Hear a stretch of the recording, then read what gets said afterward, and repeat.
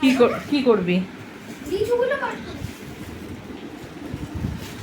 ওকে কিন্তু কোনো ছাড়িয়ে দিবি না, আরে ওরটা ও ছাড়িয়ে নেবে। আরে না, এগুলো অনেক শক্ত শক্ত, আমি পারছি।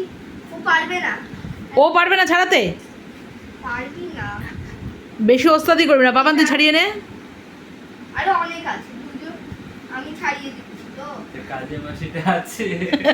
খুব আরাম লাগে না, কাজের মাসিটা আছে।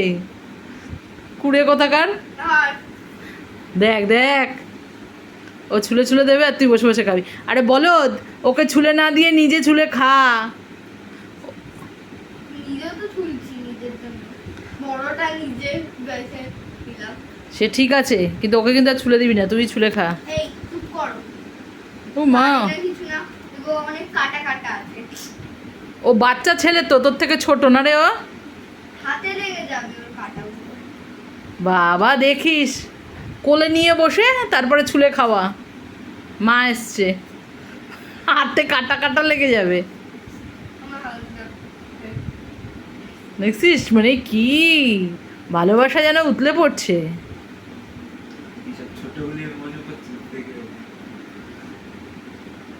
বড়ই এটা মিষ্টি মিষ্টি গুলো দেখে দিচ্ছি। তোকে মিষ্টি মিষ্টিগুলো দেখে দিচ্ছে, দেখেছি? তোর মতো বাজে ছেলে না, খালি বনুকে বাজে বাজে কথা বলিস, তাই না মা? বুঝতে পারলে ভালো হয়। দুজনের একজনও বলছে না যে মাম্মা তুমি খাও। ভিতরে খেয়েছে। আর হ্যাঁ রে, তোদের না দিয়ে আগে আমি খেয়ে নিয়ে বসে আছি, এই নে, তাই না? অনেক ছুলেছিস দে।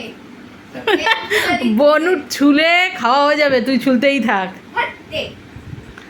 কি অবস্থা, তুই ওকে কিন্তু মামা আরো কুড়ে করে দিচ্ছিস। আগে তো ছিলই, এখন আরো, দেখেছিস তো? আর বাবার কোনো লজ্জা নেই, বেসারামের মতো বোন ছুলে দিচ্ছে, হাত বাড়িয়ে বাড়িয়ে নিয়ে খেয়ে নিচ্ছিস। তুই একটা বোনকে ছুলে দে তো দেখি। দাঁড়া দাঁড়া মাম্মা, তুই ছুলবি না, তুই একটা বনুকে ছুলে দে। তুই ছুলবি না? 1 ঘন্টা ওর 1 ঘন্টা। তো 1 ঘন্টাই লাগবে, এই তোকে এবার বড়টা দেখে দিচ্ছি। শুনেছিস? 1 ঘন্টাই লাগবে। বনুকে তুই ছুলে দে পাপান। কেন মানে? বনু তোকে এতক্ষণ ধরে ছুলে দিচ্ছে, এবার তুই বনুকে ছুলে দে। কাজের মাসি। সেই, ও তো কাজের মাসি।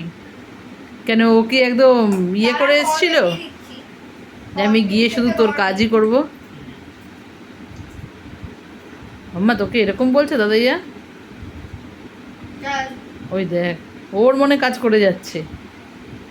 ভাগ্য করে এরকম বোন পেয়েছিস রে, অন্য কোনো বনু হলে নিজেই খেয়ে নিত, বুঝেছিস? খায় না বলেই তো এরকম অবস্থা ওর।